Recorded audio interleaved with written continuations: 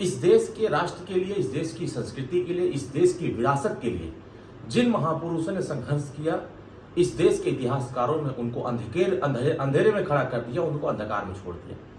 इस देश में विदेशी आक्रांता जब भारत को लूटने के लिए आया, भारत पर चढ़ाई किया, तमाम मंदिरों को, तमाम किलों को तोड़ते हुए, मंदिरों को तोड़ते हुए जब भारत में प्रवेश किया, चाहे वो सोमनाथ मंदिर को तोड़ते हुए आगे बढ़ा, तमाम मंदिरों को तोड़ते हुए जब वो बहराइच के किनारे पहुंचा, नेपाल के तराई के रास्ते पर, तो उससे एक वीर योद्धा, राष्ट्र नायक महाराजा सुहेलदेव राजभर से भेंट हुआ। महाराजा सुहेलदेव राजभर ने अपनी सेनाओं के साथ उस लुटेरे हत्यारे को धाराशाही करने के लिए अपनी सेना के साथ युद्ध लड़ा, जिसको कोटला नदी के किनारे धाराशाही करने का काम किया। जिसने इस देश को लूटने से बचाया, जिन्होंने इस देश की संस्कृति को बचाया, इस देश की विरासत को बचाया, उसके नाम पर मेला नहीं लगाया जाता। जिन्होंने इस देश के संस्कृति को जीवित करने का काम किया, देश की सभ्यता, आने वाली पीढ़ियों को उन्होंने एक संदेश दिया कि हम इस देश में कभी लुटेरों को देशभक्त नहीं कह सकते हैं, इस देश में कभी लुटेरों को हम महान नहीं कह सकते। लेकिन कुछ लोग ऐसे हैं जो औरंगजेब को महान बताते हैं, कुछ लोग ऐसे हैं जो तमाम ऐसे विदेशी आक्रांता है उनको महान बताने का काम करते हैं। लेकिन हमारा इस देश अगर महान मानता है तो महाराजा सुहेलदेव राजभर को महान मानता है। हमारा यह देश पृथ्वीराज चौहान को महान मानता है। हमारा यह देश महाराणा प्रताप को महान मानता है। हमारा यह देश बाबा साहब अम्बेडकर को महान मानता है। लेकिन विदेश से आक्रांता, इस देश के लुटेरे जो भारत में को लूटने आए थे, उसको हम कभी महान नहीं मान सकते। इसलिए भारतीय समाज पार्टी इस बात की मांग करती है कि महाराजा सुहेलदेव राजभर के हम वंशज हैं। महाराजा सुहेलदेव राजभर को हम लेकर के पूरे दुनिया में एक अलग पहचान बनाए।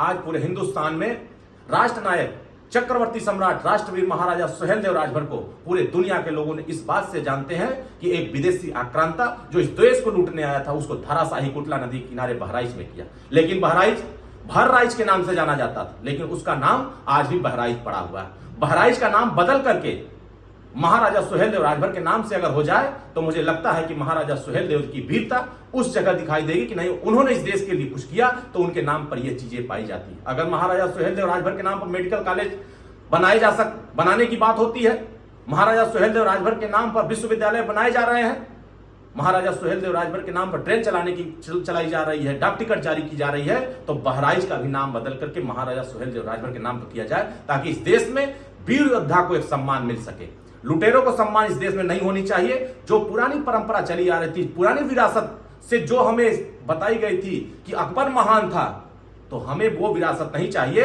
अब महाराजा सुहेलदेव राजभर महान थे, यह बात आने वाली पीढ़ियों को पता चलना चाहिए। इसलिए कि महाराजा सुहेलदेव के नाम पर बहराइच में भव्य मूर्ति लगी हुई है, उस भव्य मूर्ति पर मेला लगनी चाहिए। हम तो महाराजा सुहेलदेव राजभर के नाम पर गांव-गांव में सुहेलदेव चर्चा शुरू करा दिया, और गांव-गांव में सुहेलदेव चर्चा हो रही है। आने वाले 10 जून को महाराजा सुहेलदेव राजभर का विजय दिवस मनाया जाता है। उसी विजय दिवस के अवसर पर भव्य मेला का आयोजन महाराजा सुहेलदेव राजभर के मूर्ति के पास किया जाएगा, ताकि बड़े पैमाने पर महाराजा सुहेलदेव के अनुयायी वहां पहुंचे और इस बात को अपने आने वाली पीढ़ियों को संदेश दें कि इस देश में आक्रांता जो विदेशी आए थे उनको धराशायी करने का काम, ऐसे लुटेरों को धराशायी करने का काम, ऐसे देशद्रोही को इस देश में नेस्त नाबूद करने का काम किसी ने किया था तो हमारे राजा, वीर योद्धा, राष्ट्र नायक, राष्ट्र रक्षक, चक्रवर्ती सम्राट, राष्ट्रवीर राजभर महाराजा सुहेलदेव राजभर ने किया।